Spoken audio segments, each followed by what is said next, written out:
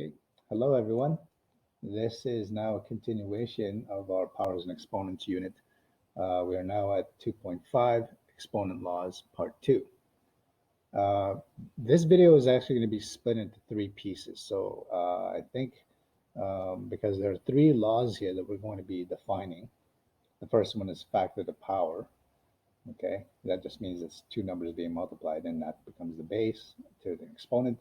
And then there's a fraction slash quotient to power, which could look like this. And finally, there's a power to power. So this video is actually, this segment, this section is actually going to be split into three videos. Now, the first one I'm going to do is this first one, the factor to power law. Okay.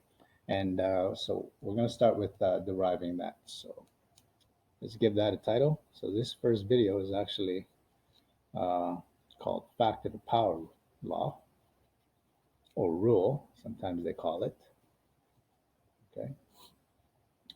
So let's try to define what this means. Okay. Again, I'm going to draw myself a table. It's going to go very wide, and then I'm going to put in here 1, 2, 3, 4 columns. Okay. And in the first column, we're going to put the original power. In the second column, we're going to write the repeated multiplication.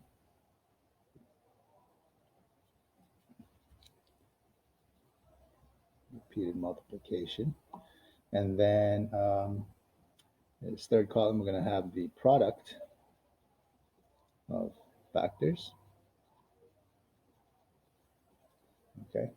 And then in this final column, so I'm running out of room here, we'll call it the product of powers. Okay. And so now we're set to go. Here's our first example. What if you have a base with 2 times 5?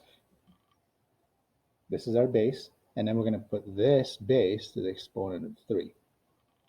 Well, what is this going to look like as a repeated multiplication? Well, let's just take this base and we're going to multiply it to itself 3 times. What's that going to look like? Well, it's going to be 2 times 5, bracket, multiplied by 2 times 5, in bracket, multiplied by 2 times 5 again.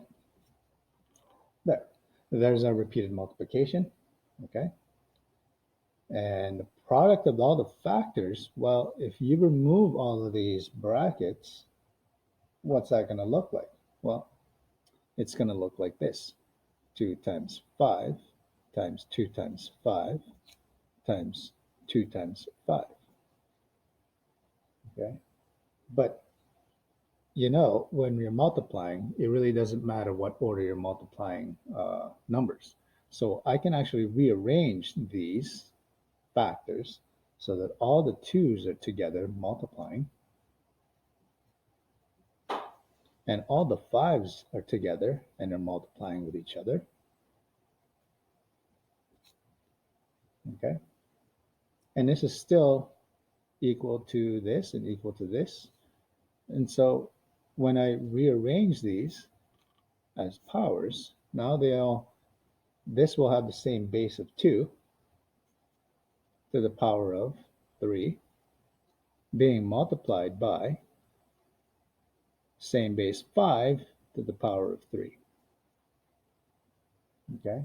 So what I want you to observe is, or notice, is what happened from here to here. What did I do with this exponent? Well, basically, I really just applied this exponent to each of these factors. Okay. And that is the basis for factor to power law. Okay.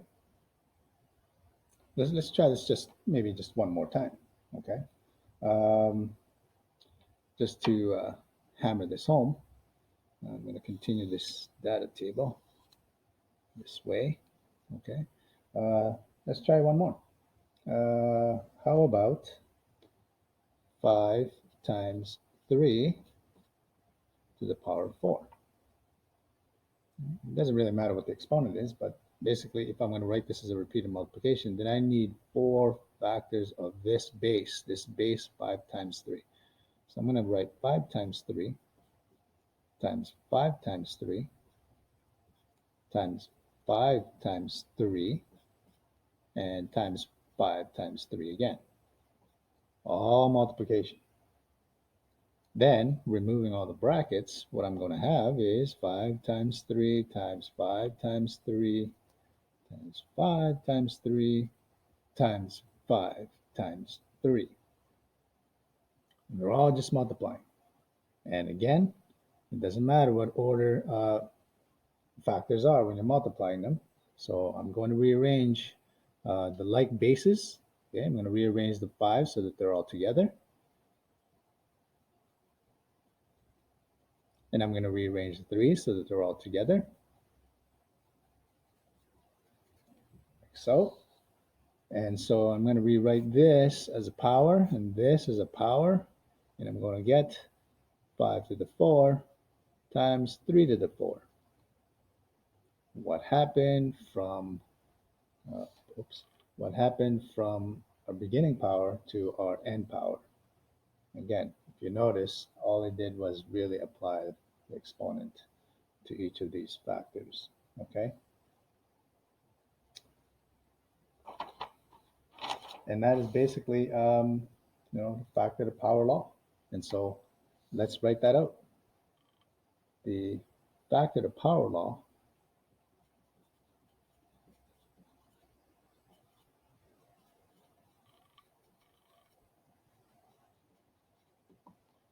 states that when the base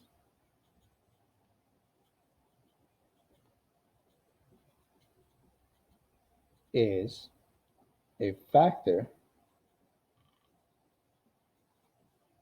of 2 or more numbers,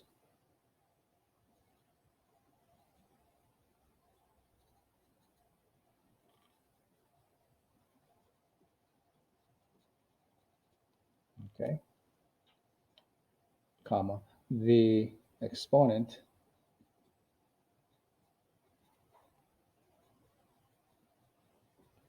applies to each factor.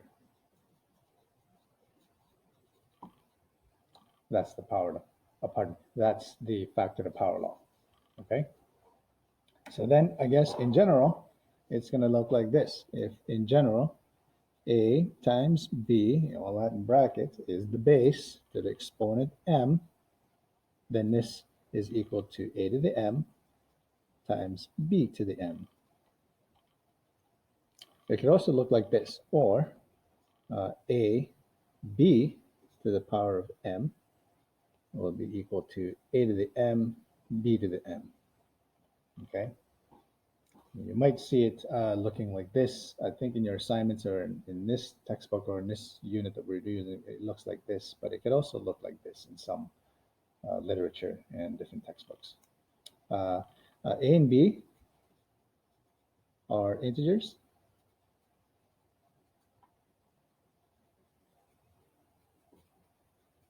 Other than 0, of course.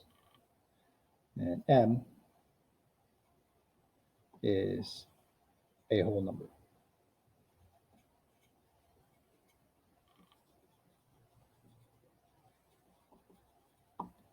Okay. So now let's try to evaluate some examples here. Okay.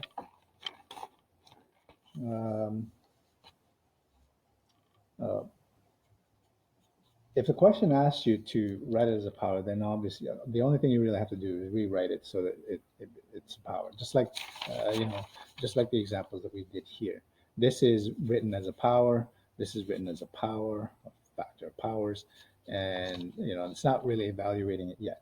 Okay, so if it asks you write as a power, then you just leave your answer as a power.